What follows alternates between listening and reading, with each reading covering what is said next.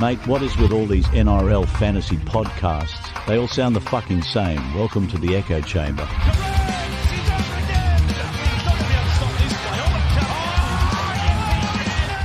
Hello and welcome to episode 2 of the NRL Fantasy Echo Chamber. Got some new faces and maybe not faces, but noises. How you going, Jordy? Yeah, good, mate. How are you? Thanks for having me. Yeah, I'm pretty well, thanks. Hey, Jordy, you managed to do all right last year, didn't you? Yeah, I came into round 27 in first and then managed to choke my way down to fourth, but PB for me. Yeah, definitely. I think that's a PB a lot of us would be envious with. But, Stuart, how are you going? Mate, going well. Trying to survive this crazy Sydney weather. Yeah, it's a bit like that. It's been toying around the country at the moment. And then we also have back on again, Rudely. How you going, mate? Living the fucking dream, mate. Sounds fantastic. Well, we're here to talk about probably the biggest position this year. It's either going to be mids or it's either going to be halves. And we're going to start with the mids. There is a lot of value up the top. Have you got anybody in particular in mind, really just to lock down the position to start off with? I can't go past Yo, mate. The one of the highest scores in fantasy last year. He looks set to continue his big minute role with half of the Panthers team leaving. I think it's just going to come down to the ball going through Cleary and Yo, and I don't see Yo's minutes or stats going down. Yeah, there'll be a lot of people that either go Yo or they go Haas and they lock it down. Well, in order to get through all these, we might as well start from the beginning, go through alphabetically. Broncos has one of those two in Haas. Jordy, do you have Haas in your team, or has that sort of limited preseason with that surgery put you off him a little bit? No, he's been in my team. He hasn't left my team. I think him and Cleary for me are just two guys that you need to pick. In my view, I think they're the two best players in fantasy, and even on a limited preseason, I don't think that'll affect him too much. I think the Broncos forward rotation is kind of a known quantity as well. Like, he's gonna play the most minutes apart from maybe Pat, but he has the best PPM, and some of the games he played last season were outrageous. Like, just 9 tackle breaks doing just blitzing people. Yeah, well, we know how he goes. So you said you reckon that it's pretty settled. So you reckon new coach, maybe Paddy Carrigan moving to prop, Heather Lock. You're not super worried about how that might shake out? I don't think that'll affect too much, to be honest. Maybe that might see a reduction in Paddy's minutes, potentially, but I just can't see either of them playing less than like 60 to 70 minutes a game, with Paddy playing 80 most weeks, I would imagine. Yeah, I'll be keen to see how that pans out, especially Haas. If you take out his injury game, he did average 64 and he's priced below that. So just if he manages to stay on the park, he'll be a fantastic option at what about 40K cheaper than Yo? Stuart, have you got Haas or Yo in your team currently?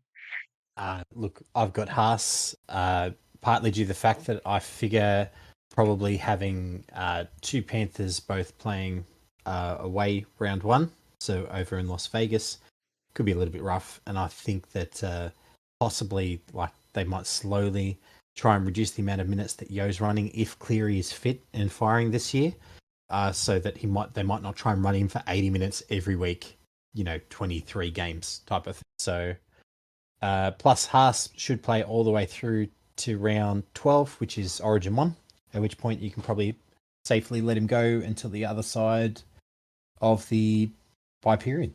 Yeah, well, the Broncos have a clean run up until that Origin week, round 12. They take up 2 of their buys during those weeks, which is good for him. But yeah, then they also miss round 20, which is probably when you want to load back up. A little bit annoying. So yeah, is there anybody else really from the Broncos that stand out from Middle's perspective? Paddy's probably not going to go up, surely. Yeah, in. no, go for it. I'm clearly the minority here, but I don't trust Haas's minutes this year at all. I think with the new coach Madge, he's shown a tendency in Origin. I understand it's a different arena to limit Haas's minutes. And given there's going to be some change, or at least anticipated change, in the way that the forward pack is going to run at the Broncos, with Kobe Hetherington and that one blanket that he is potentially taking the lock position, I think there's some real questions about Haas's minutes that maybe people are overlooking. I think that it's more than likely, especially given Haas's injury record, with this new coach that doesn't have a tendency to play forwards at big minutes, that the days of seeing Haas play 70 plus minutes in a game might actually be at an end. And that 60 average, that 50 to 60 minute mark, is more likely to become the. Oh, look, and there you go. I was just saying his long-term average of under 70 minutes and over 40 is still around 62. So it's not the worst. His PPM goes up if he's got less minutes because he just revs a bit harder, I think. Yeah, 1.06 last season, playing between 40 and 70. So that's premium as it gets. So yeah, any thoughts on the Broncos and Carrigan in general, Jordy, before we move on?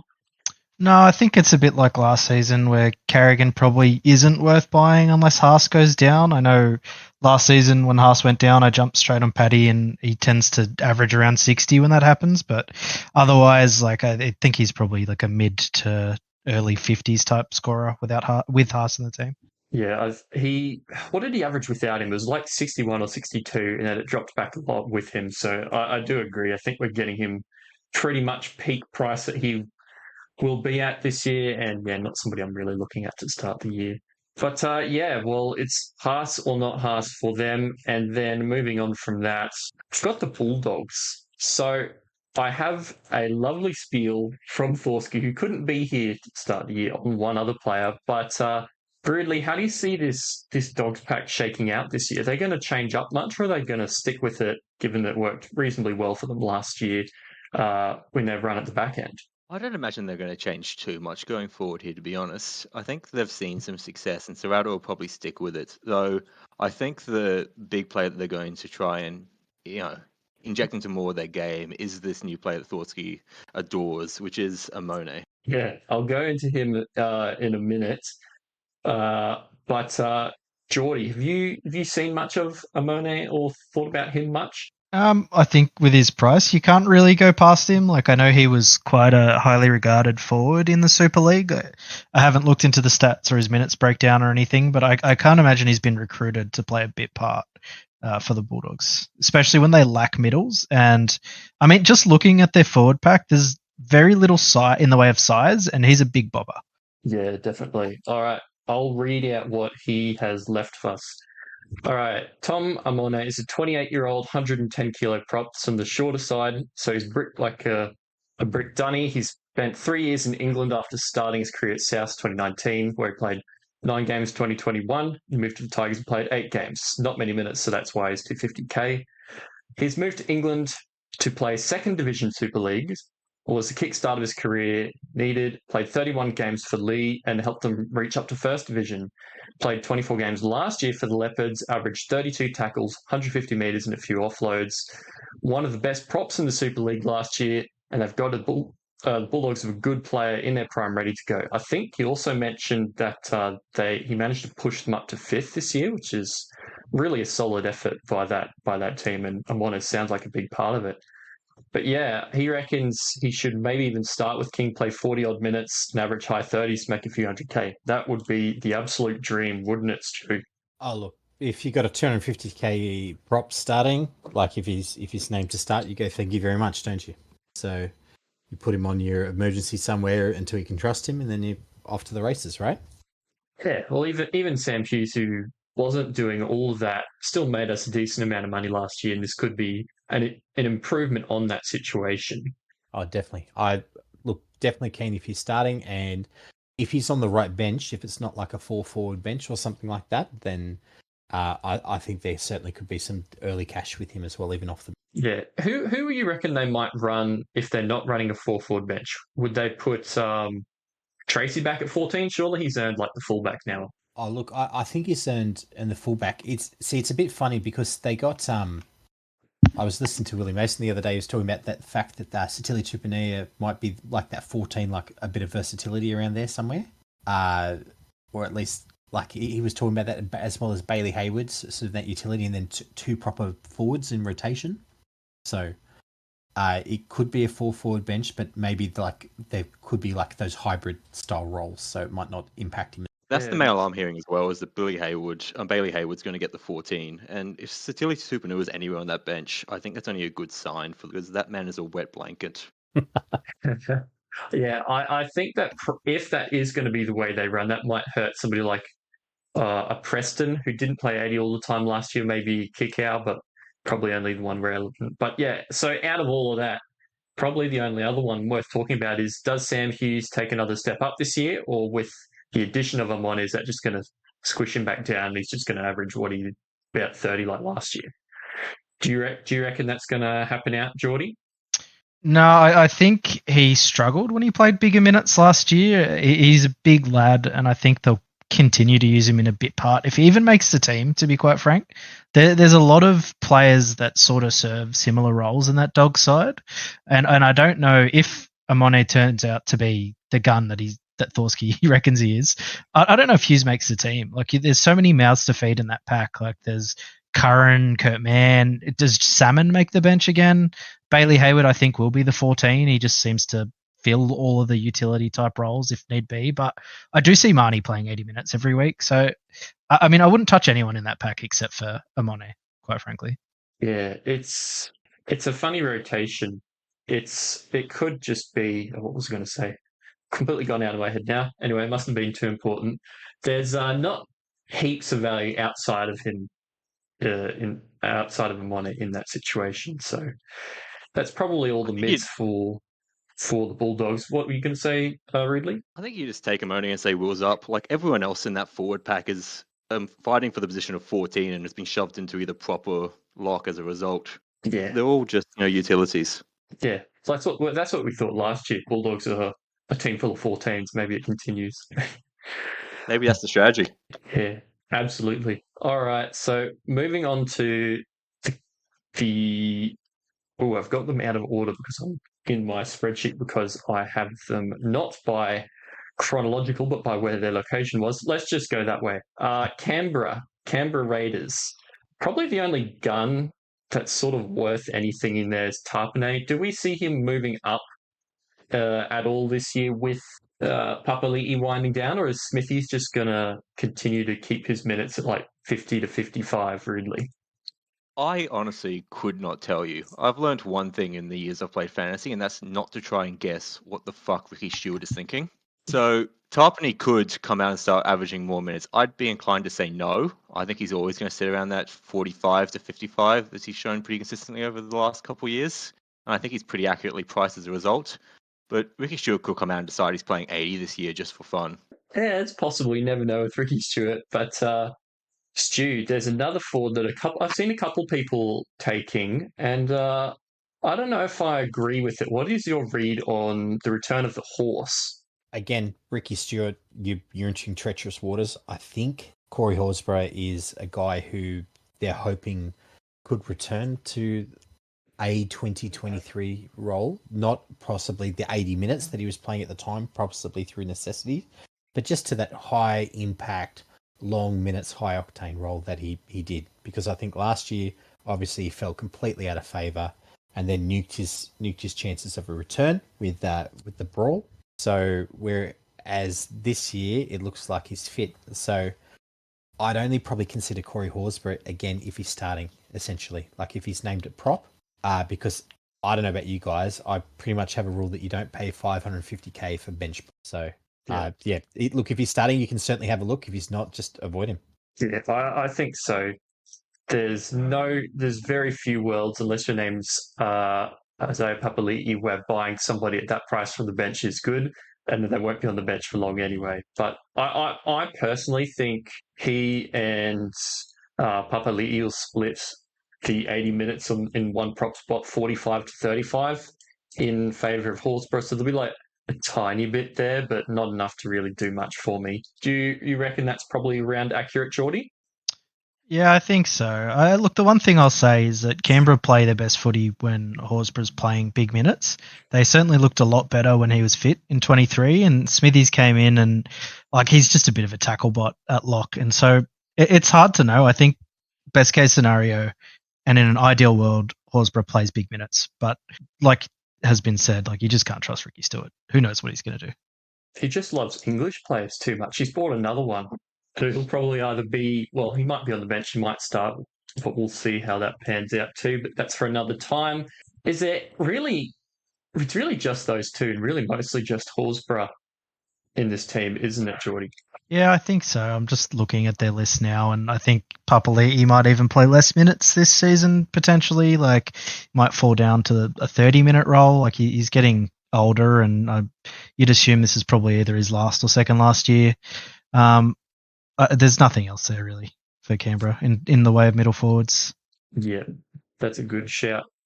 All right, that probably does us for Canberra. We'll move on to Cronulla now. And resident Cronulla fan Ridley, what are we going to see from the big dog Adam Fedor-Blake this year?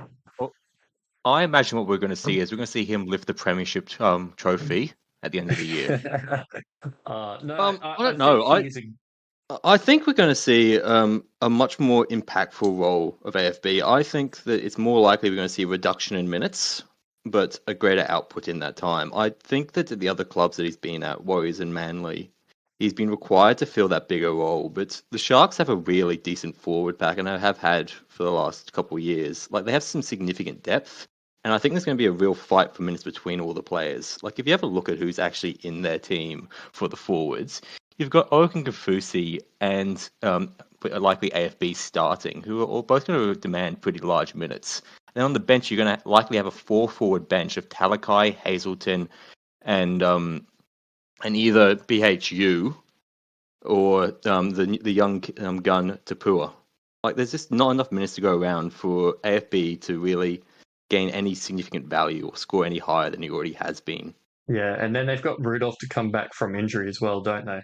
Yeah, they do. I think he's out for the first 4 weeks from memory, after having done his hand on a surfing incident in Bali. No.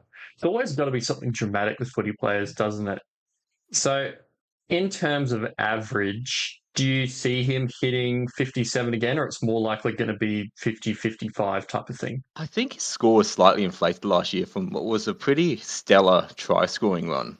I think he'll probably stay about the same price, to be honest. I think he's going to have some significant impact, and I think the ball play from Blake Brayley is severely underrated and might give him a little bit more space to work.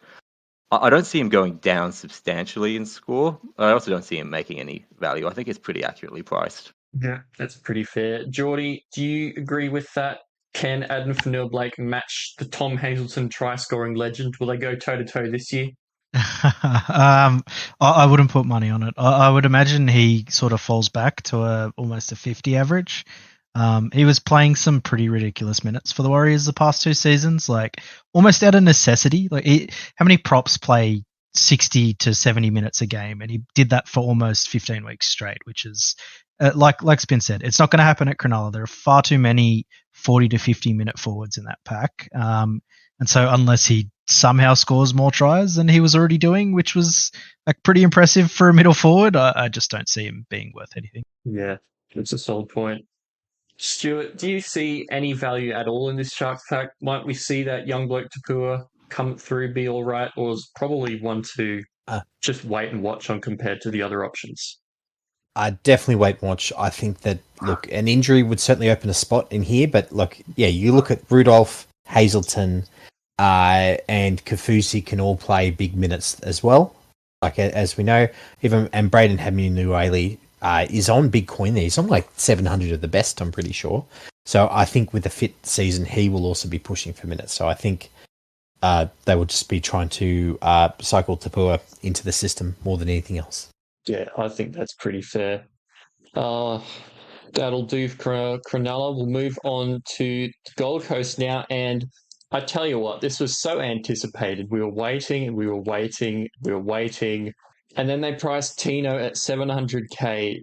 Jordy, how keen were you to see what his price was, depending on his return? I actually wasn't that hype on him. I know everyone else was sort of getting around him, but I mean, he needs big minutes to score well, which he probably will get. But, you know, fresh off an ACL, they've just signed Regan Campbell-Gillard, who's a big minute prop himself.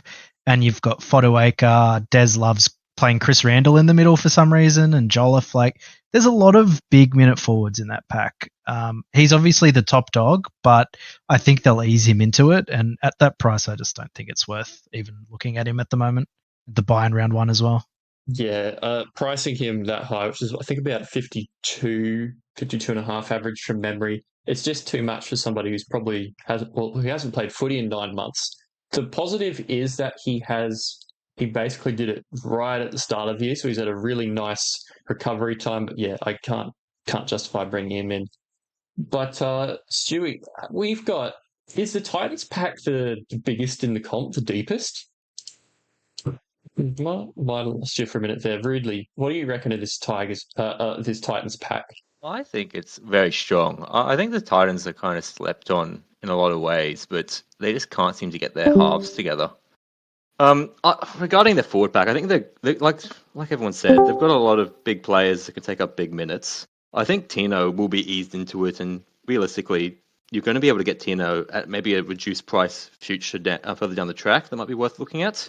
But again, I'd love to see what Desley Hasler's thinking about playing Tino at big minutes, because I just don't know if that's likely.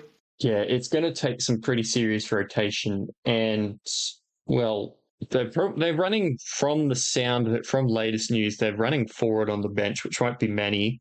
But yeah, when you've got probably Campbell Gillard,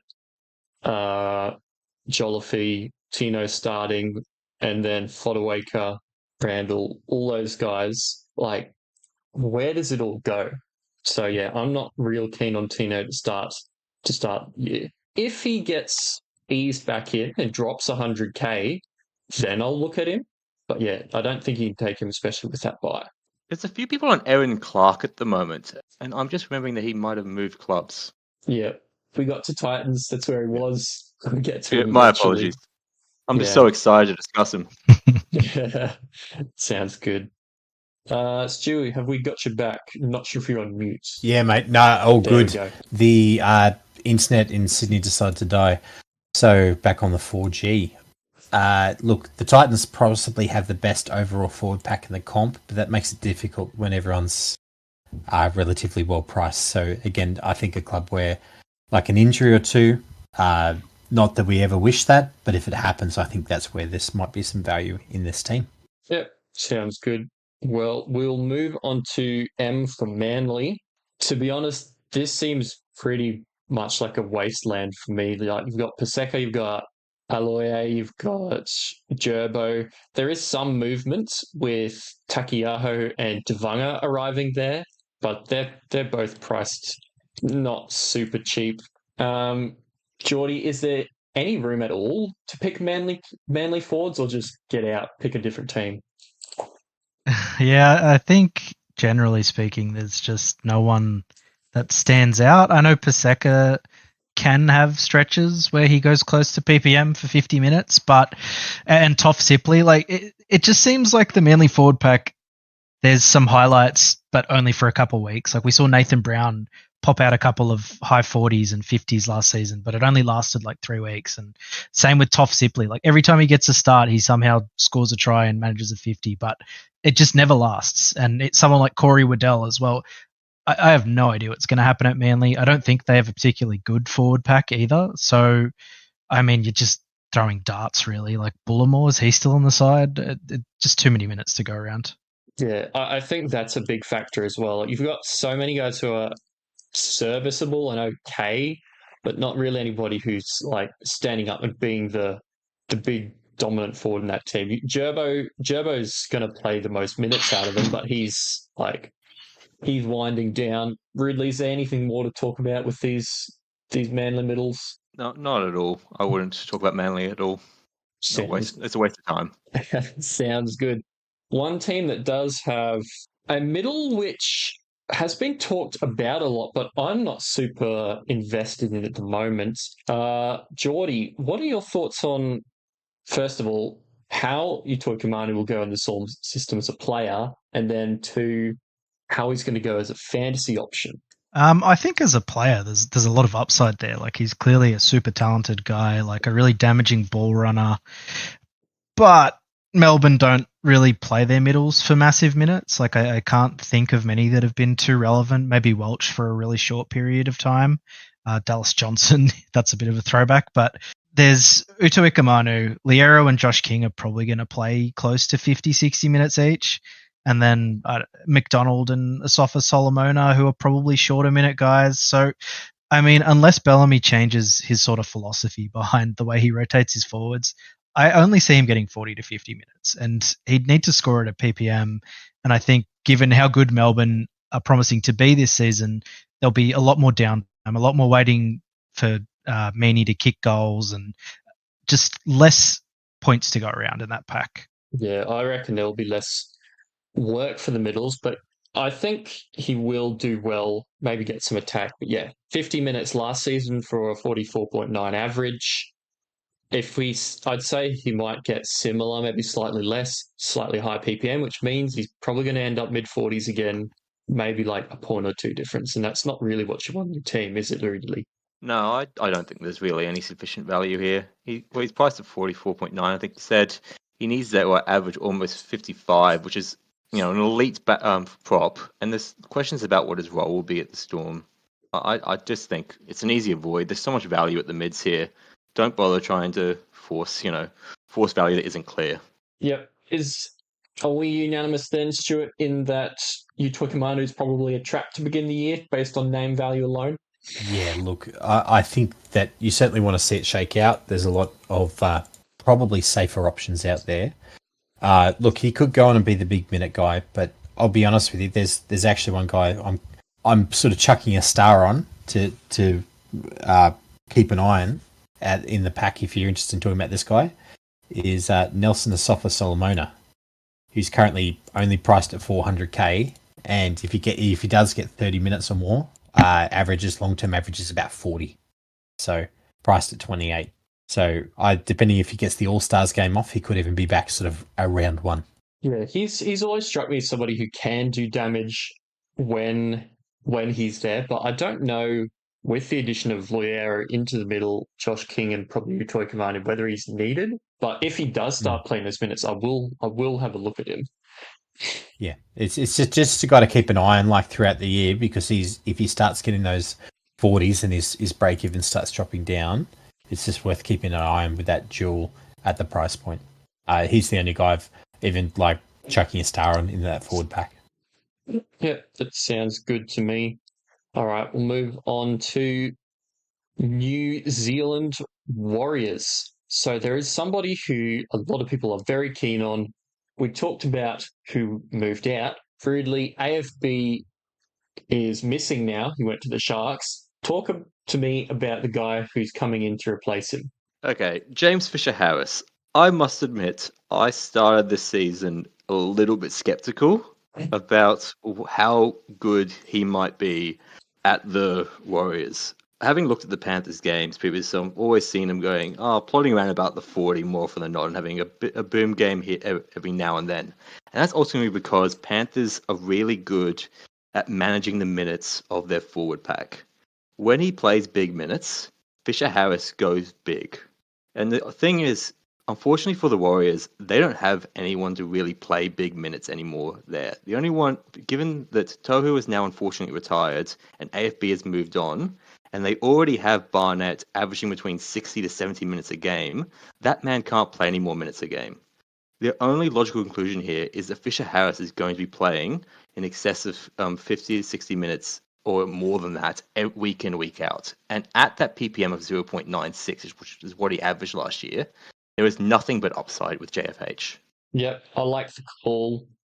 That was the highest PPM of his career, but yeah, I agree. 55 minutes minimum for me and a low 50s average probably to go up from there. Jordy, where do you see Fisher-Harris landing average-wise? I think early 50s is pretty reasonable expectation. Like that seems to be what he averaged those few years at Penrith, where they were kind of establishing themselves as a top team, and he was, becoming the sort of big dog prop in the league. Like Rudley said, there's no forward leader apart from him and Barnett, and I think they'll both play big minutes, but like they've recruited Fish to be their big leader, right? Their forward leader who plays the most minutes and, gets all the points basically. So there's definitely value there. I don't know if he'll be a slow burn or a couple of early tries and you're laughing, but I do worry that the Warriors are going to be really bad this year. Would be my only concern with that.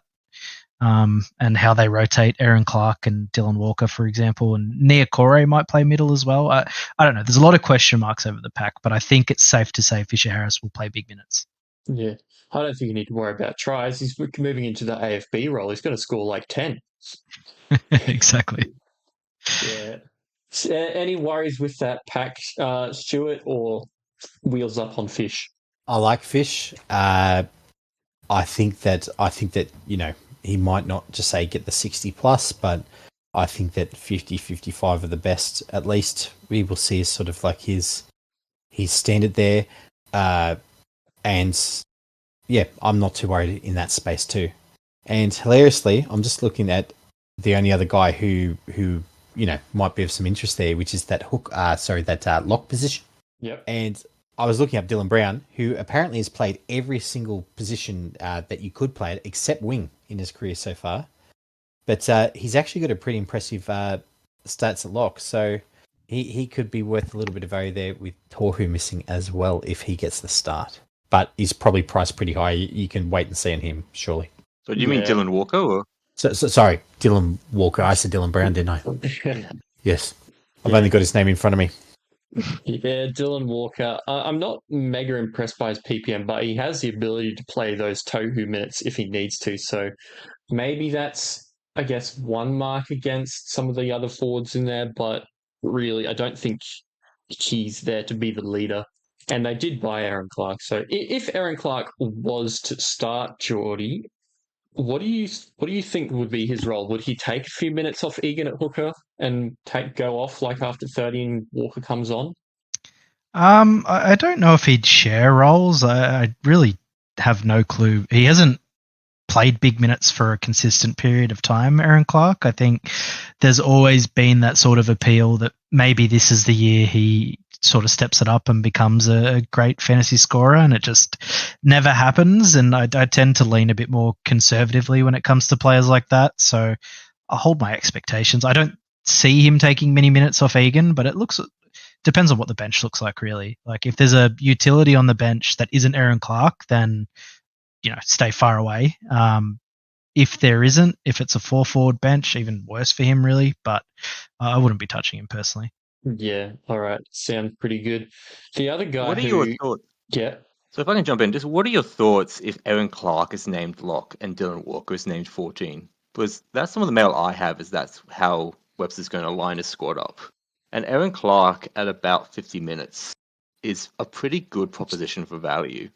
When he starts at lock and plays about 50 minutes, he averages about 47.8. Yeah, I'm having a look at his stats now. They actually are pretty good when he starts at lock. I'm just very curious about what Dylan Walker's role will be, because there was a clear, sign by the Warriors to play Dylan Walker at lock for large minutes when Tohu was injured at the end of the season. But they've obviously brought in Aaron Clark for a reason, and I'm curious to know if anyone else thinks that Walker was just acting as a plug and fill to deal with the injury crisis the Warriors were dealing with, and Aaron Clark is considered their way forward in the lock position. Possibly. I'm thinking that he might also be as that backup hybrid Jazz Tavanga role, like able to play a bit of hooker for Wade Egan, who has missed a lot of minutes, as well as like some middle role, bit of 13 if required, possibly like off the bench. But look, we could be wrong, right? Like it's something we certainly want to look for Teamless Tuesday. I'd also be a bit worried if Walker's named on the bench, because Clark might start at lock but only get the first 20 minutes, and then Walker comes on and plays the last 60. He was really effective in that role when the Wars went on that massive run and made the top 4. And when he started at lock, he didn't seem to be as effective. So you could see Walker still play big minutes if he's named on the bench, which would be my concern with Clark. Yeah, I did notice that his interchange PPM was way higher than his lock PPM, maybe because he was pacing himself. Yeah, more impact when he comes on later, I reckon. I reckon you're spot on. All right. So is there any other interest in the Warriors pack at all? I mean, Barnett was great last year, but surely that's his ceiling. He can't play any more minutes. Like, he's playing as much as he can at the moment. I can't imagine whether he's going to start playing consistently 80 minutes a prop. I think 70 is what he was really hitting the peak at the end of last year. I think he's pretty accurately priced. Yep, that sounds good to me. All right, we'll move on from New Zealand to Newcastle now. We have one Leo Thompson there who will not be there next year.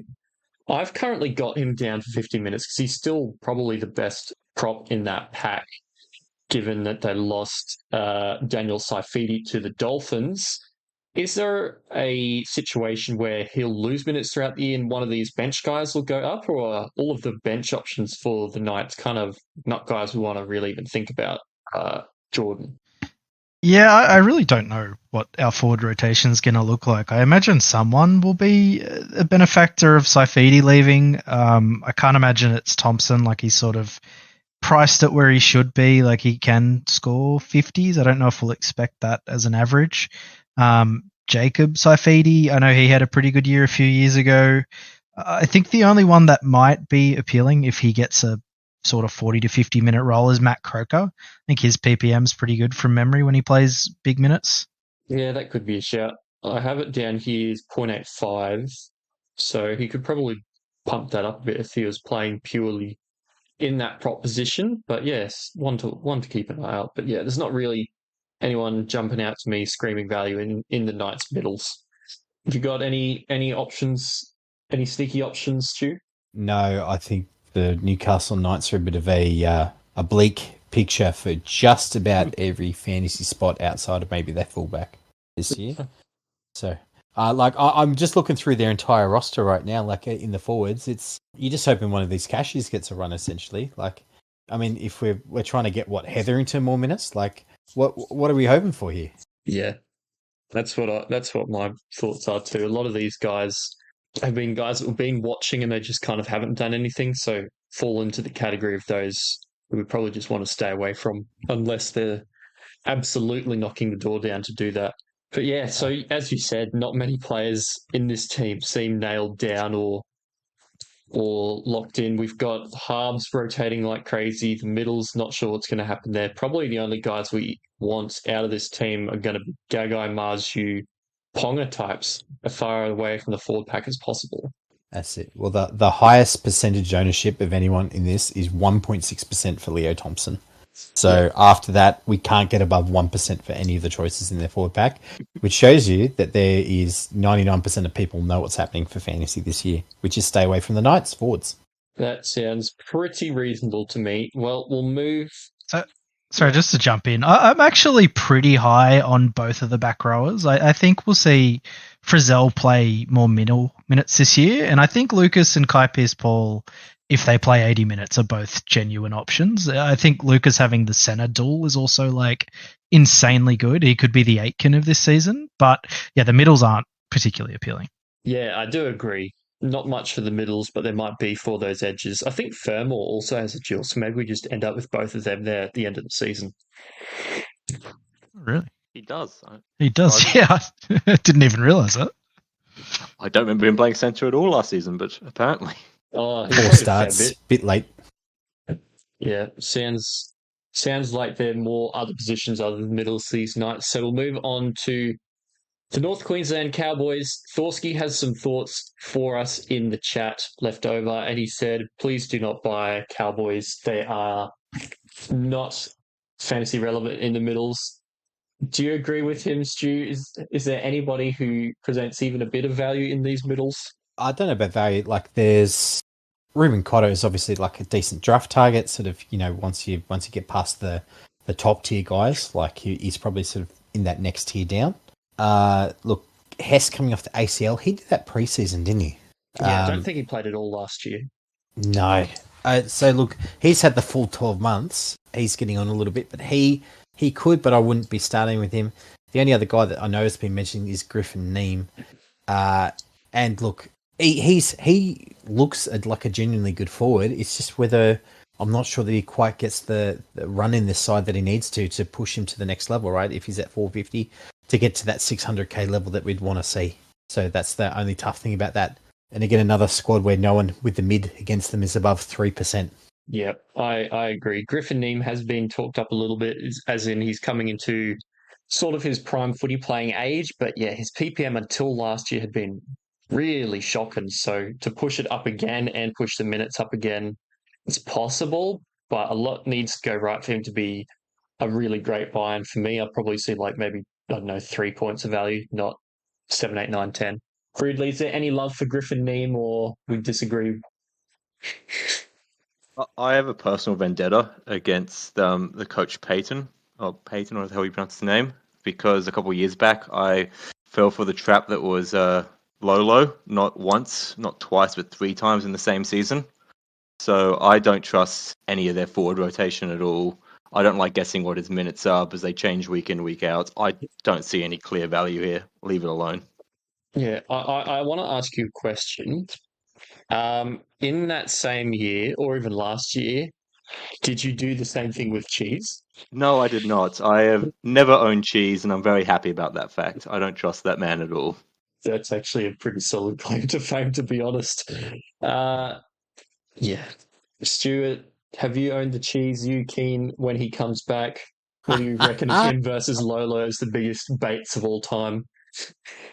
Mate, I've owned cheese many times over the years. I've spent a lot of trades on him.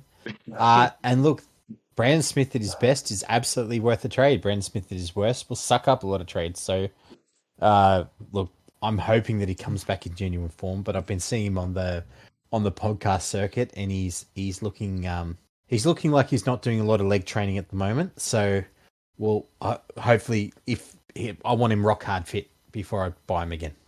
So are you ready to get hurt again? Mate, look, 400k dual mid-edge, like hooker, like you're always going to get burnt. He sounds like an abusive ex. You keep saying, oh, he's changed this time. That's it. He's got to be really good looking for me to dive in. How good. We've got to keep up to date with him on Chatty's vlogs now that he's at the Roosters. Yeah. But yeah, that's probably enough for North Queensland. Not many people buying them. We do move on to Parramatta now, and there is one guy who will be relevant at least some stage this year. Jermaine Hopgood, mid-50s last year, pretty solid final team target. I will be interested to see how the minutes split between him, guys like Kelma with RCG missing now. I did, like, ages ago, there's like one snippet I heard that Riles might like to push him to prop and push his minutes up to like mid-60s, which would be great. But then that's disappeared, and like with his back injury, I just don't know if I can start with him. But he's definitely one I'll be keeping a big eye on. Stuart, are you targeting Hopgood if he starts to go well in the early rounds? Oh, look, I'm long-term Hopgood lover, sort of from, his first year in. He's got that great mix of, I guess, attacking stats and defensive stats. You get sort of from both sides from him with his offload game. So really keen to see how he goes. And, I'm hoping that he takes that next step forward. To really cement this spot. But it's a bit hard with a new coach because we don't have a clue yet, do we, guys? What Jason Rolls will want from this team? No. Well, he's kind of bought a couple of Storm guys. He's bought some other guys who don't want to play wing, even though they should play wing. I just don't know how it's going to line up at the moment. That wasn't even him. That 4-year deal was signed before he even got there. Yeah. Maybe you can talk some sense into him because I want to see Moses put him over for 40 tries in the corner. I'm sure that Lomax still has them 4-player contract clauses each year as well. He probably does. He probably does, man. That's it. Yeah. I have heard just in the last couple of days, I've actually got to go and dig for him now because I don't think I've got him on this list. One of the Eels cheapy edges that might pop up to begin the year, I think also has mid-dual, but I might just be imagining that. There was some. Are you thinking of Geimer? That could be the one. So Geimer, I don't think he has dual. that sucks. But yeah, for some reason, there's been training photos going around that Cardi was with the reserve graders, and that Tuilagi and Geimer / another bloke were in the starting edge spot when they were doing some training. But I mean, it's pre-season training. Look for team lists, look for trials. If that does happen, how would you see, first of all, their minutes Tulagi minutes and Hopgood minutes, Ridley.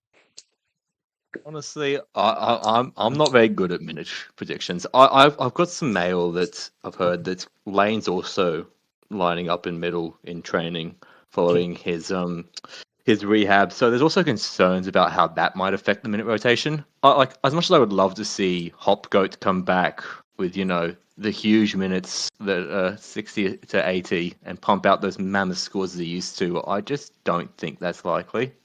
And I don't think, when you have a bench of like Madison and Jack Williams, who are pretty decent forwards and can have some serious impact off the bench, that there's going to be a lot of room necessarily for Hopgood to get big minutes.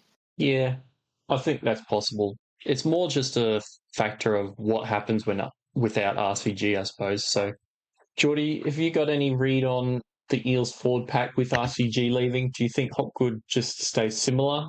What do you reckon happens with this squad?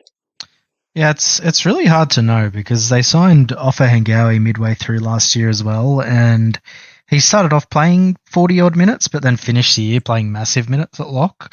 I think there are a lot of like sort of 40 to 50 minute forwards in this pack, and I think you could expect Junior Paulo's minutes to come down a bit, but then Jack Williams probably plays 40 to 50.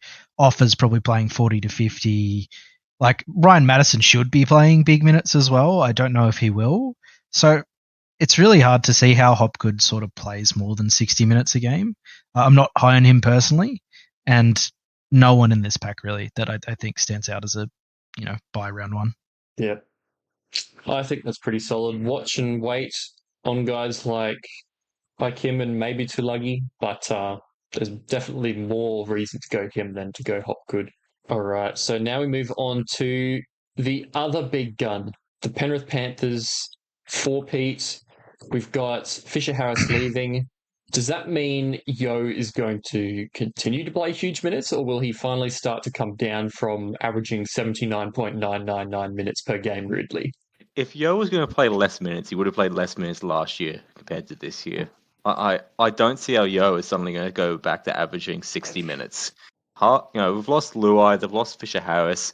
He's just going to continue to score monster scores and be a staple of anyone's teams. I think the only reason to not start with Yo this year is if you're concerned about having Yo and Cleary for the Panthers bye, which I think is a valid concern. Yeah. Stuart, do you agree that maybe him plus Cleary is too much, or it's the bar's far away, don't worry about it? Look, when you buy guys like this, you're not really buying them for the massive increase in value. You're buying them as keepers, or at least as potential keepers for the season if they stay injury free. So I think, yes, having them both buy could be rough for your salary cap if you got almost $2 million out for a round. It's not impossible to manage, but it might hurt you. The other thing I'd say is that with Yo, the number of minutes that he's played obviously was enormous last year, but part of it I think was him keeping the side centred and around with his leadership, while Cleary was essentially busted for all but 6 rounds of the year. So whereas I think this year, if Cleary is fit, I think they might try and give Yo a few more breaks, whether it's a round off or whether it's just a few minutes here and there, just to try and keep him sweet for the back end of the year, because I know that they're not huge fans of redlining the team. So, if I can jump in there, yeah, I just want to point out that last season Yo averaged 79 minutes with Nathan Cleary and 72 minutes without Nathan Cleary. Oh, for sure. But like for most of those games, correct me if I'm wrong, like Cleary was either returning from injury or actively busted, like by the end of it. So he was basically just trying to stay on the park near the end. That's a fair point. Yeah. But look, I could be wrong on this one. I just know he's played an absolute ton of minutes and that they probably want to keep him sweet for a few more years rather than running into the ground like Souths did with Cam Murray. Yeah, well, he's kind of just perpetually injured all the time. But yeah, Jordy, what's your read on Yo and some of these other up-and-coming middles now that Fisher Harris is gone? I'm probably more on Stu's side with this one. I think he will still be playing massive minutes, don't get me wrong. He's not going to be playing less than 70 week on week. It depends how good Penrith are as well. Like if they're in a bunch of close games, I think he'll probably play 80 in those games. If they're blowing sides off the park, he'll probably get an earlier rest. Look, I always think that Yo's going to have a down year, and he always comes out and averages 65. So I don't know. I'm not going to start with him personally. I don't think having over $1 million of your salary cap in one team invested is a good idea. I think that buy will really hurt whenever it comes around. But I mean, he's going to be a gun. He's going to average 60 plus and do all the good stuff. I do think there might be a little recency bias given how strongly he finished last year. Like he had 3 straight 80s before round 27, where he was just killing it. Like try assists every week, scored a try in there. I don't think he'll keep that up, but he'll still be a solid buy. I can't argue against purchasing Yo. Yep. I've seen a lot of teams with one of Haas or Yo. There's even some option to start with neither of them because there's so many other decent looking middles in the last few teams that we'll talk about. But it just seems like one of them is the perfect VC option for Cleary. And it's really hard to go against 2 just straight up guns so that if something goes wrong, you still got somebody without blowing up your team. But yeah. You could go all in. You could get both. It probably means you light a wing fullback in a couple of other places. But you certainly could weight your team that way. Yeah. Well, I've tried stuff like that too, and I don't hate it because wing fullbacks and centers start slow to begin the year because teams are rusty and it goes through the forwards more and all that. But it just seems like there's so many. Even guys like Liam Henry with Fisher Harris might take another bit of a step, but I'd say it'll probably be absorbed a little bit by Lindsay Smith and others. Have any of you guys got any good reads on Liam Henry to say that he'll be worth picking up to begin the year, or just probably not quite enough to be on our radar? I'm pretty high on Henry. Like he was in the first iteration of my team, and I think if his role increases at all, he's probably like a pretty reasonable buy. I think you can probably expect him to average close to 50, but it might just be better waiting for the origin period because he's going to average like some ridiculous numbers over that period, assuming he doesn't get picked, which I think is a bit of a long shot. But he's got the dual position as well, which is like really, really handy. And having sort of those flex players is something that I like to do. It depends on who starts out of him and Lindsay for me. I think one of them is going to become a bona fide gun this season. Can't tell you who it is at this point. I do think it might be Henry. Yeah, that's a solid shout. Lindsay Smith himself already at a sort of 45 average. I can see him stepping up like 5 minutes maybe, but I'm not as keen on him as probably the guy who just moved on, Fisher Harris and stuff like that. Do you have any concerns that Sorensen will start taking minutes out of the forward pack a little bit more with the arrival of IPAP? I mean, maybe a little bit. I think part of the reason they're moving him to middle is because Fisher Harris is leaving as well. So I think they were happy to go with that period because they were signing IPAP and doing it in that way. So maybe there's not heaps of minutes to go around, but I do think there will be a bit of a jump from those younger guys. Yeah, I tend to agree. And it depends what the bench looks like as well. Like if they carry someone like Trent Tolau and Luke Garner on the bench, then there's going to be a lot of middle minutes to go around, right? But if they run no utility and they play like Sorrow, Garner and 2 middles, then they're less appealing. But I think they will run a utility given Cleary's injury history, and like Kenny can go 80 minutes, no problem, but do they want him going 80 minutes every week? Do they want someone that can spell him? I don't know. It's really all conjecture up until we get into round 1 team list. You'd imagine Dane Laurie would. Yeah, he could be. Yeah. He fills all the roles, right? Yeah, he had a few games like that last year, but yeah, it could be anyone. They've got probably 3 players that nobody bat an eyelid found named there round 1. But yeah, they play for like 10 minutes a game, so they won't be impacting the forwards so much. So I'll be interested to see if they do line up with Garner and a utility because there could be some minutes around there. But yeah, that's a wait and see proposition. Anything else to say about the mighty Penrith Panthers before we move on, or that's pretty much squeezed everything out of them? We're I think that's about it. Yeah. Yep. Alrighty, let's move on to South Sydney Rabbitohs. How are they this broken again to start the year? I think their injury list is already like up to 10, and we're still like 6 weeks from round 1. I do hope that they improve this year, but it could be a bit rougher than expected. Wayne, start with them. Cameron Murray's always a good option when fit, especially if he's going to play lock all the time. But yeah, I think he's only fighting to be there round one. Surely you can't take him to begin the year, can you, Stu?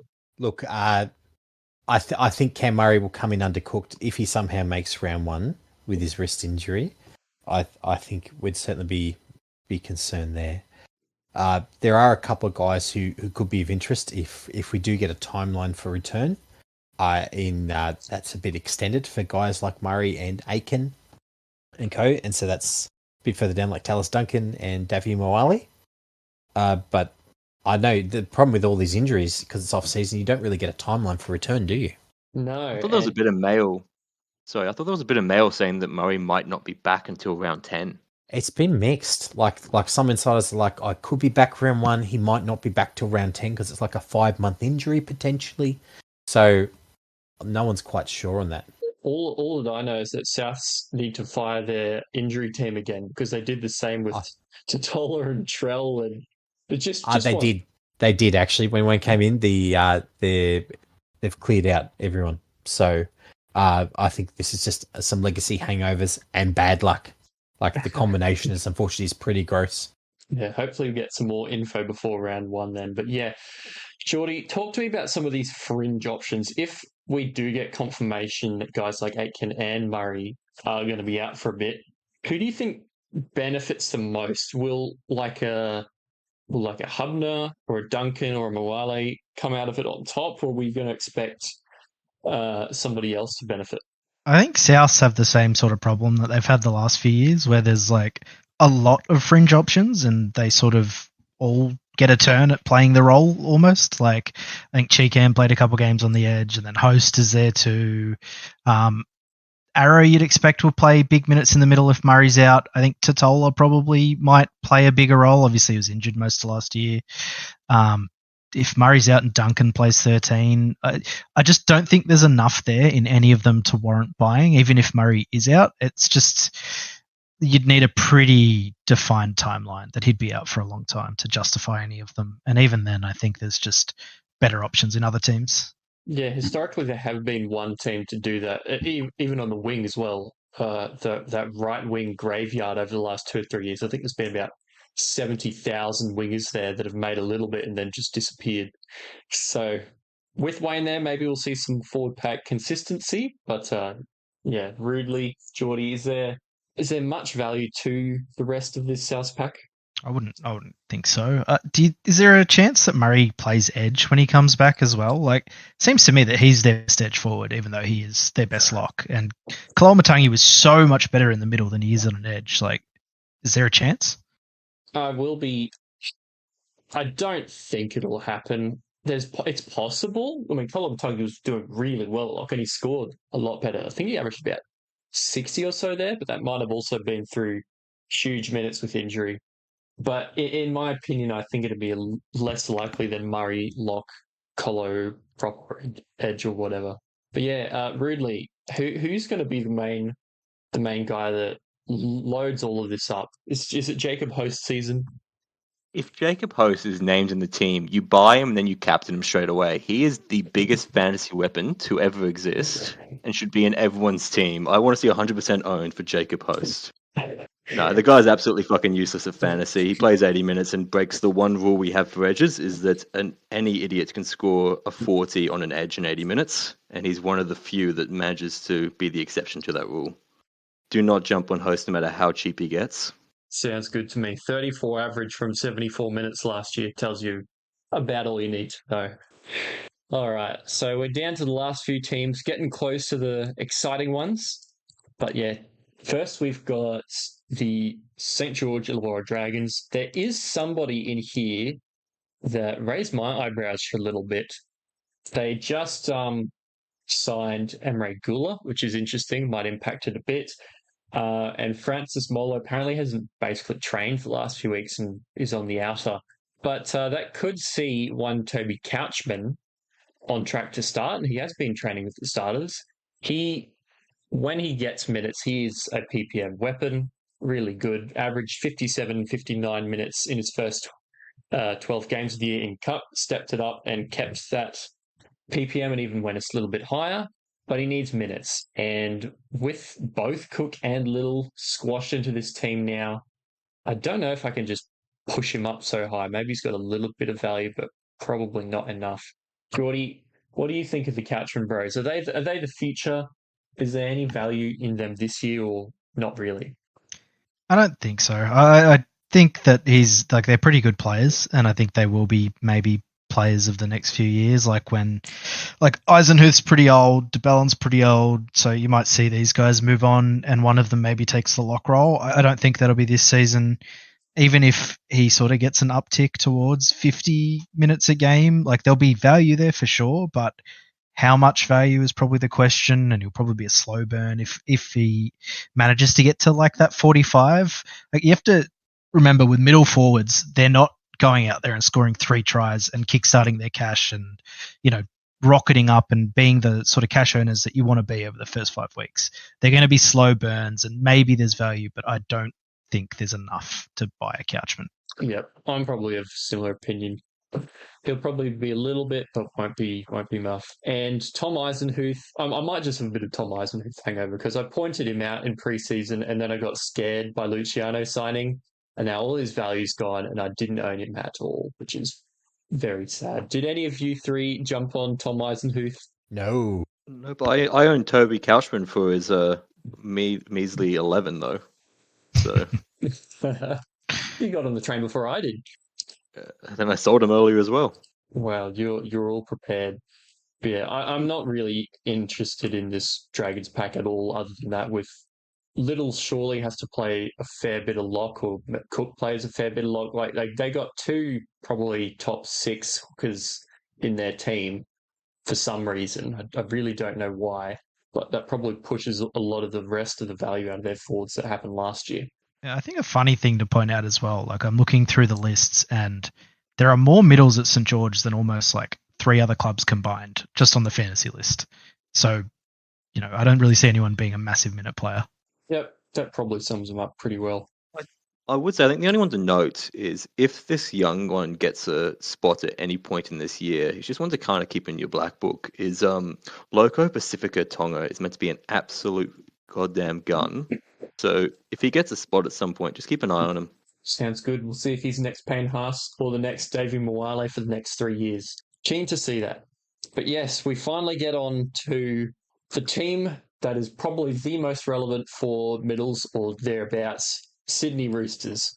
Their team is that it's exploded. Like we've got no centres left. We've got Warrior Hargreaves retiring. Terrell May decided to go to the Tigers because Robbo let him go. And now we have a myriad of options. Jordy, tell me who's probably your favourite of these middle options here, because there's a selection. Yeah, there's a lot. I think my favourite's Naf White. I think there's been some chat that he might start this season or train with the starters or something. Sort of depends on where Radley plays as well. Like if Radley plays lock, there's probably less appeal to him. If he's in the back row, then I think go for it. But I don't know. Like I think the Roosters are really trappy, like they were last season, where they had sort of Tupanua and Siua Wong, and they look like these guys that were ready to take a step up and play bigger minutes, and they just didn't. So it really kind of, for me, depends on what the team list looks like. If Nat Butcher's named on the edge in round 1, then I think like there's these big minute players, right? Butcher, Watson, Radley, they're all minute hungry players. Like they will all play 60 plus minutes if they're named, except for maybe Butcher. And then Crichton's taking 80 minutes on the other edge. So I don't know. It's a bit of a landmine at the Roosters. I think there's a lot of temptation there. Like you look at them and you go, okay, Connor Watson is historically like insanely good. His stats are ridiculous. He's also never really put 2 seasons back to back together. So I don't know. It's really trappy for me, I think. Sounds spicy. I haven't heard too many Connor Watson naysayers, but that is a good point.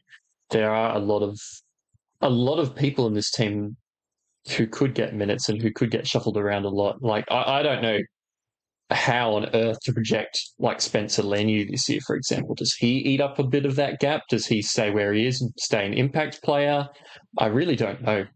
But yeah, Rudely, do you have what is your thoughts on Connor Watson? Is he going to get 75 minutes a game, or is he going to maybe get pushed down a bit? I think the expectation is he's going to play large minutes a lot. I'm at hooker. I don't know if he's necessarily not going to get the 80. I've got a feeling he might. I don't really know why they'd bring anyone in to take minutes off him at hooker start the year. I think, as I said in our previous pod, I think Watson should just be a lock in most people's team, given he's cheaper than Grant. Yeah. Well, what is it? What's the price difference? Isn't it about 70K or so? 70K exactly from memory. Yeah, there you go. Stu, what's your read on Connor Watson? Look, again, Robbo, people talk about Ricky. Robbo can be a bit mercurial himself, just not pretty feisty at the press conferences as well. Just gets under the radar a little bit more.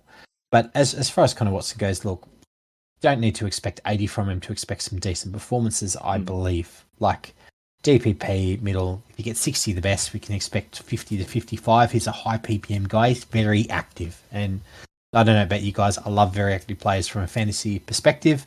He'll throw an offload, he'll throw a pass, he'll take a run when he feels like it. So, and there's a lack of other people sitting behind him for the position. So there's just some young fellas essentially who might do a little bit of bench duty. So I'm pretty high on Connor Watson unless I get some compelling evidence otherwise. Yeah, there's definitely points against him, but that's probably what brings it home for me. Whenever he does play lock, he has a really high PPM for a hooker. It's about 0.75 or even above, which if you extend that out to 80 minutes, it pushes him up to Harry Grant level. So doesn't need to quite do that to be pretty solid. But yeah, there was some utility in him last year when he got shuffled to the centres a few times and hurt owners. And even played 5/8 once. But yeah, now that Brandon Smith is injured for a lot of the year, I'm probably leaning towards that he's going to get 55 points. Yeah, and there's a big difference between shifting your utility, right, to the centre as opposed to your starting hooker to centre. Yeah. So I think we'll see less of the shuffle for Connor Watson this year. That being said, it'll be round one, and he'll be out doing his best Damien Cook in Origin impersonation. I'm sure 2 minutes in. Yeah. I must say there is a concern when you have Billy Smith in the team who can't seem to string together a whole 80 minutes without breaking every bone in his body. Oh, poor guy. I know. I feel for him, man. Hopefully he plays 24 of the best games this year. Yeah. Jordy, is there anybody else in this Roosters pack that pops out? Is Linu going to be anything at all, or he's going to be like 4 points max value and just leave him? Yeah, he's not my favourite pick. I actually don't hate Nat Butcher if he's playing 80 minutes on an edge. He seems to be a 55 point guy if he plays 80. He's super consistent, like absolute workhorse. But there's just so many players that need big minutes in this pack. I don't think Lenu's going to have a big uptick in minutes. I think Naf White will probably play extra minutes this season. I don't know how many more minutes that is, but yeah, no one that I am in love with. I have White because his dual position is like excellent, and he's the type of guy that just can break 10 tackles in a game. He's such a dynamic ball runner, and I don't know. I'm not even sold on him. Like that's how unsure about this Roosters pack I am. Yeah, solid. I do like the Butcher shout though. I think in what year was it? It might have been 2023. He basically topped tackle counts as an edge because he defends in the middle a fair bit. So keen to see him if he does start there. So what's he actually priced at? 40? Oh, about 48. 46. That's not too bad. Yeah. All right. Now we move on to the second last team for today, running out of middles, and that is the best location in Australia. Not Redcliffe. Rudely, is Tom Gilbert a trap or is he a goer? I honestly have mixed feelings about Gilbert now. I originally was quite high on him, but I've started to just dissipate a little bit on my keenness for him, with some real question marks arising as to how their forward pack is ultimately going to line up. I think there's a lot of contention about who's going to be on their edge and how that might affect who flows into their middle. If Gilbert lines up on an edge, there's potentially a bit of upside here. but I'm not too convinced. Given you have Kafusi in the team, you have Finifuriaki, who's just been brought over, and Mark Nichols, who no one really knows what Mark Nichols' role is going to be yet, who's been brought over from the UK. I'm just not really set on how this is going to really shape up, and I'm kind of steering more and more to an avoid for Tom Gilbert. White is really low price for what might actually be quite a lot of value. Jordy, how do you see this Dolphins pack shaking out? Is the Plath and JMK versus Gilbert situation going to cause any headaches, or do you think that they're going to have squeeze all three of them in there because they're just really good players? I think we'll see them all play. I'm not sure in what positions. Look, after the season he had, how can you not play Plath at lock, right? Gilbert might just become a prop, but then there's Saifidi as well, who's just signed. But they don't have many big middles, right? So they have like Kafusi and Bromwich who do bit part roles in the middle. You can't imagine Nichols playing massive minutes. He's sort of getting on in age a bit as well. Like losing Flegler's a massive out for them. So I do see a world where Gilbert and Plath both play relatively big minutes. Gilbert might be more so eased into it given how much time he's had off. But I think he's probably a value purchase. How much value that is, again, I'm not sure. And sort of the same point that I'm trying to drill in about how mids sort of earn their money a bit slower. But his dual position is also super useful. So having a guy that can play mid and edge is really handy. But he's probably going to play Origin as well. So I don't know. There's heaps of fours and against for him. His PPM's not the best for a middle forward either. I'm a bit on the fence about him. He's not in my team at the moment, and I don't really think that I'm going to find a place for him unless there's some abundance of cash cows come through come Teamless Tuesday. Yeah, that's a solid one. Stuart, are we going to see Gilbert do good things this year? Could we see Plath even, I don't know, move to hooker for 15 minutes to take some time off JMK? Or is that what Donohue's there for? Look, I don't know. I'll be honest. I think that new coach again this year, possibly new attacking structure. We have Saifidi joining them, who is still he's definitely not over the hill, Daniel Saifidi, and possibly just needed a bit of a change. So I too have called a little bit on Gilbert, especially because I think a lot of the time we were all keen on Gilbert due to the fact that he was looking for that 13 role, and we've kind of got a little bit of that hangover. Paying 500 guy again to play off the bench, it's a little bit harder to sell, I think. So I definitely want to wait and see.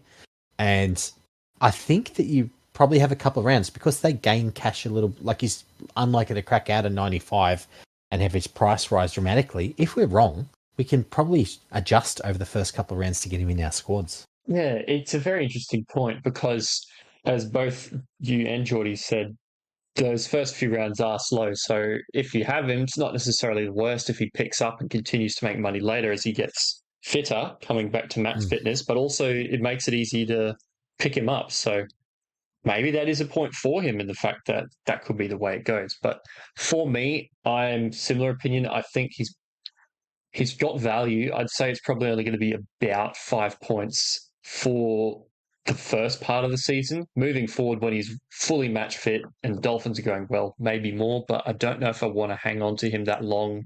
And I probably want to sell him before then. So for me, he's close to my team, but not in there. Yeah, and I will just add, I think the benefit of having someone like Plath, or maybe a detriment to fantasy, is that they don't need to run a true utility. They could just run 4 forwards on the bench because Plath covers all the spine positions except for fullback. So I think we will see 4 forwards on the bench for the Dolphins. That's a good point. Minutes have got to come from somewhere. All right. Finally, we get to the bloke and the team that everybody has been salivating over, and that is Terrell May at the Tigers. What are our projections for his minutes and his average here? Because he could be anything from mid-50s to, 65, depending on if Benji decides to play him like a pain ass. Yeah, I'm of the opinion that Benji is not particularly an amazing coach, and that essentially the board was trying to buy time by appointing an old son. As member of it, I think that the Tigers last year kind of looked lost at certain stages, and that essentially they made some good players look bad.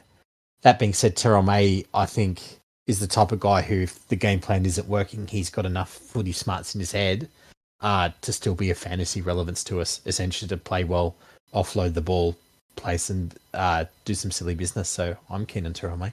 Yeah, I'm just listening to that episode where he was being interviewed. I can't remember who it was. I think it was with James Graham. He just sounded like he wanted to be the guy that would stay on and want to be on when he's tired and just almost play out the game. I don't think he will be allowed to do that all the time, but to have that attitude and to be the main guy in that forward pack, I think it just bodes well for him. Rudely, what sort of Terrell May are we going to see? Are we going to see a good Terrell May, or are we going to see a vice captaincy option Terrell May? I think he's going to be one of the top 3 scorers in the position. I think anyone that doesn't have him in their team at the moment and have them locked in is not really a relevant fantasy coach for this year. Big call, but probably right. Jordy, anything to speak against Terrell May, or just like... No, he's like a set and forget. He's gonna. There's a world where he's the top fantasy scorer overall. Like it depends if he gets picked for Origin. If he doesn't, I think he almost definitely will be. And if he plays 60, if he averages 60 minutes a game, he can almost go to PPM. Like there's nothing to stop him from doing that. How many props do you know can play 80 minutes? And he did that twice last year for the Roosters. It's a wonder why they got rid of him. But the Tigers really needed a forward leader as well. And there's no other middle forwards that are going to take minutes off him in that pack. He is the alpha. He's going to play the most minutes. And he's just so fantasy friendly. He's a freak. He offloads like 3-4 times a game. He just he makes it look easy. He doesn't look like he ever gets tired. He's just, you pick him and you hope he doesn't get injured. It's almost too good to be true. Yeah, well, I think he was planning to run some marathons in pre-season, which tells you a bit about his engine. It just sounds very Haas-like, doesn't it?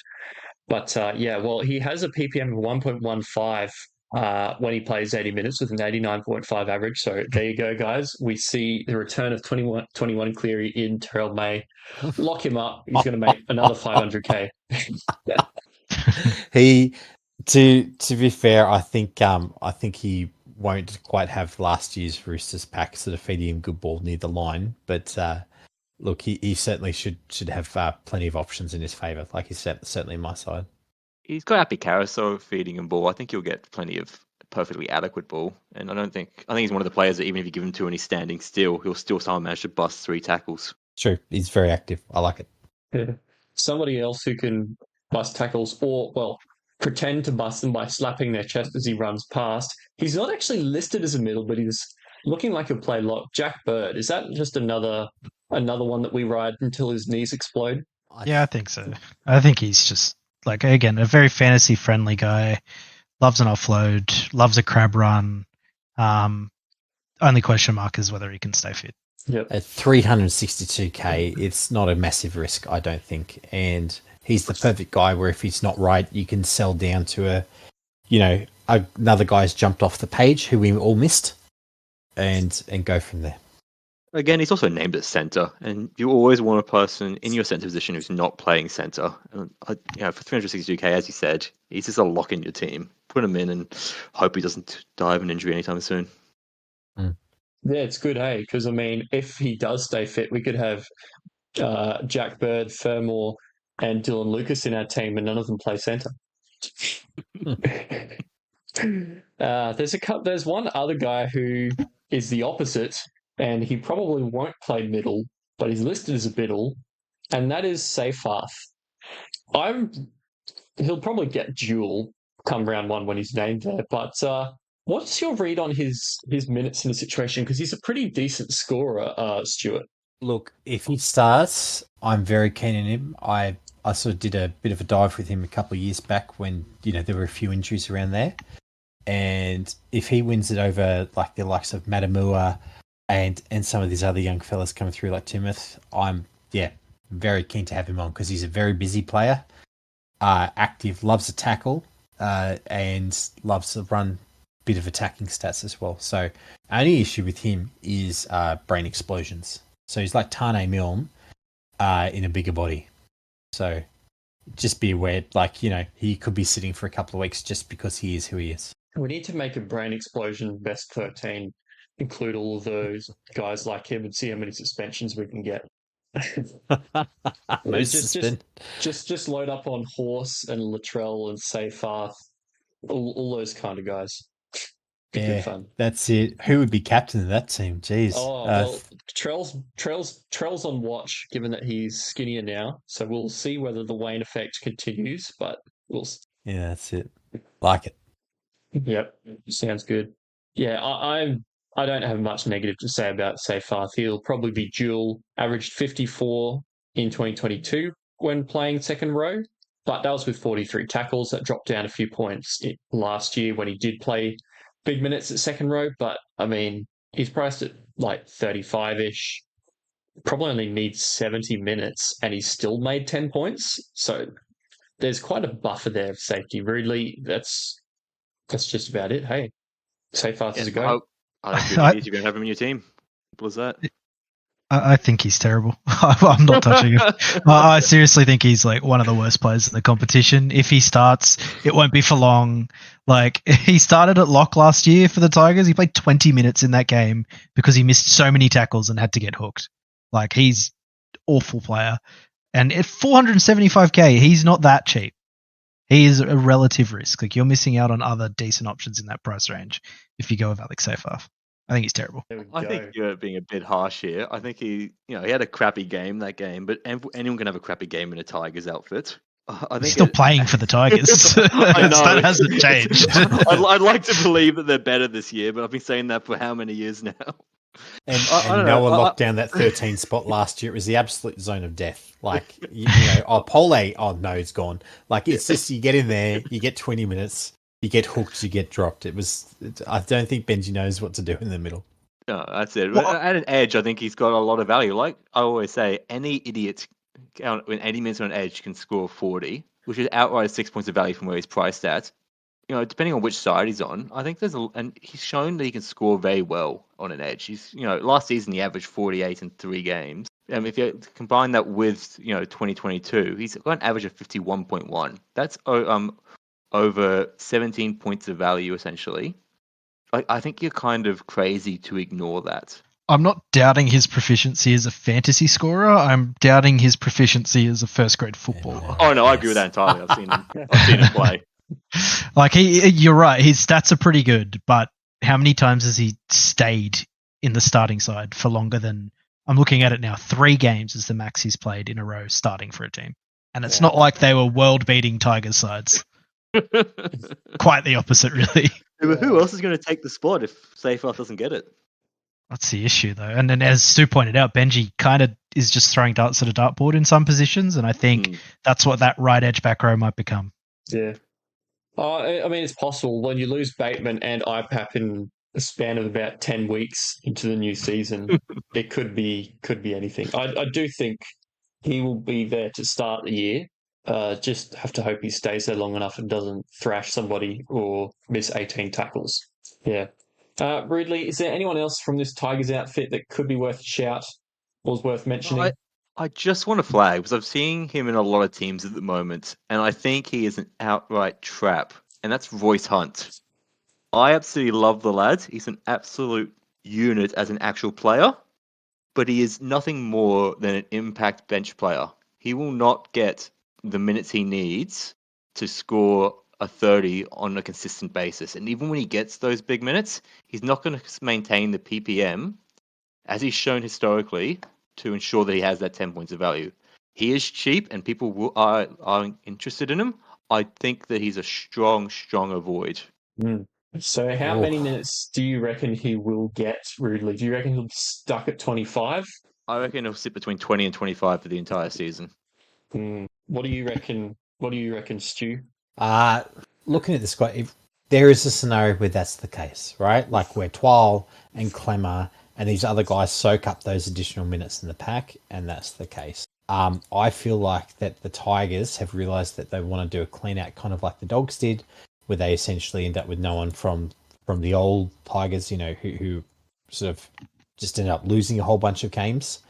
And so we could actually see him trying to soak up some more of those minutes, and you really see like Twal and Clemmer phased out, and sort of Pole sort of given a shape up or ship out type of notice. So, look, I think Royce Hunt, he's a bit of a risk. Like all of these, if you buy a mid for under 300k, it's got to be a risk, right? There's got to be a reason why it's cheap.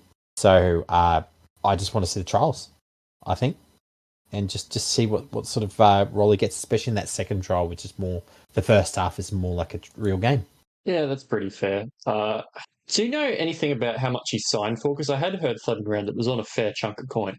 That's what I mean. It's decent money, and he was a relatively good weapon over at Sharks. They were just stacked in the middle for a long time, so he didn't really need to do much apart from come on and give 25 of the best. And look, he could just be like a slightly worse version of Lenu, who really only gets those minutes. But I don't know. I think the Tigers might be trying something different this year. It's just it might not pan out for us. So you're right.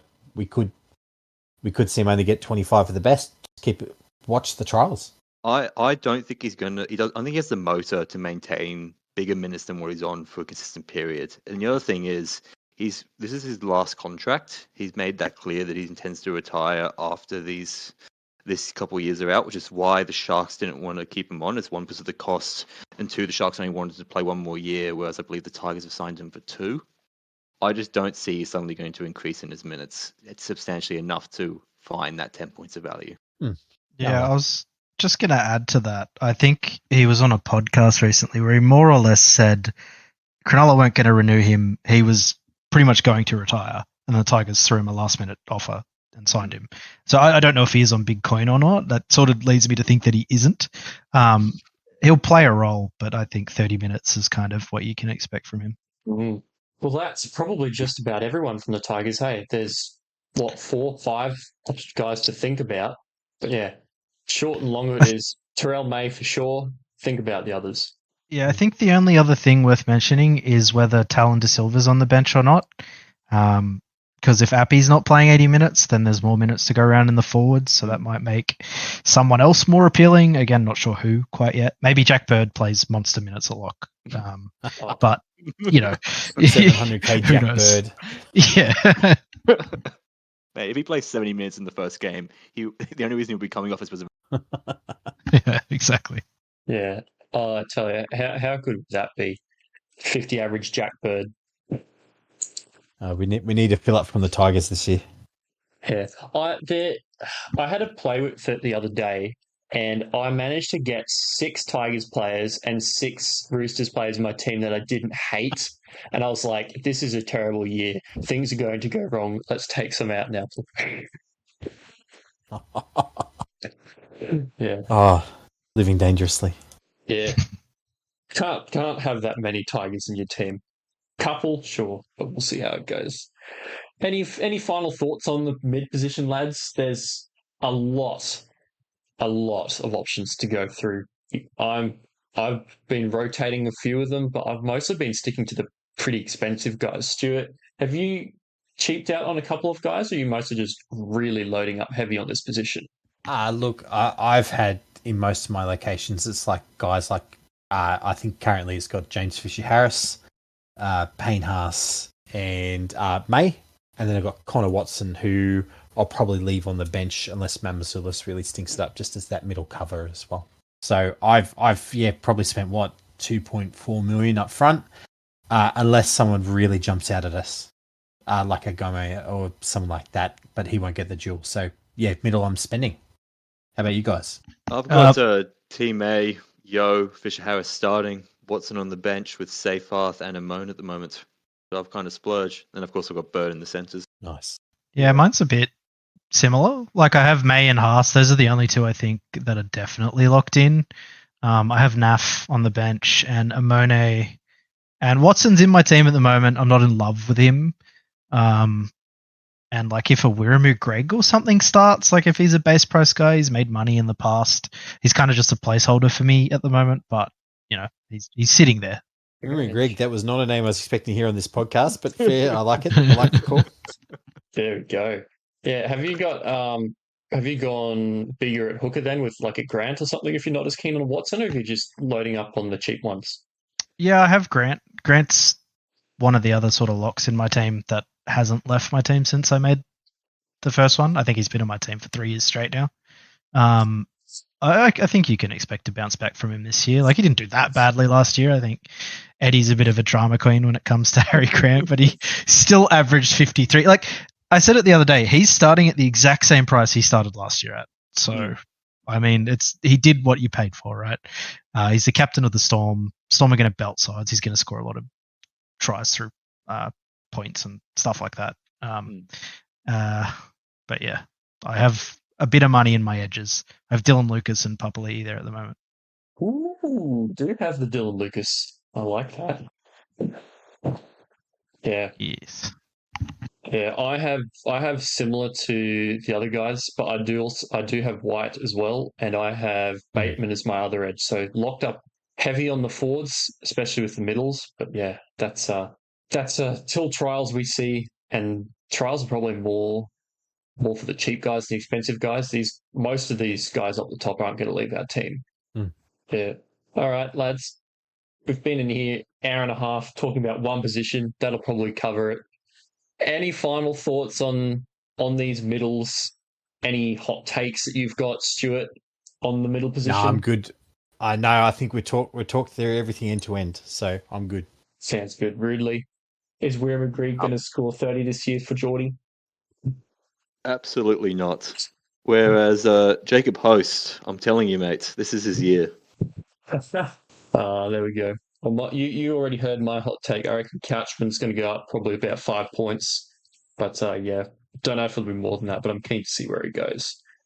Jordy, finish us out. What have you got for us to end this podcast? Jeez, you put me on the spot here. Buy all of the Roosters, just probably not forwards. Be careful with Connor Watson. He may look very handsome and is very attractive as a fantasy option, but he does get injured a lot. There you go. Careful on the Connor Watson, everybody. That's what we come here for. Differences of opinion. I'm very surprised at how much we agreed through everything except the Tigers and Roosters. It's great. It's great. All right, everyone.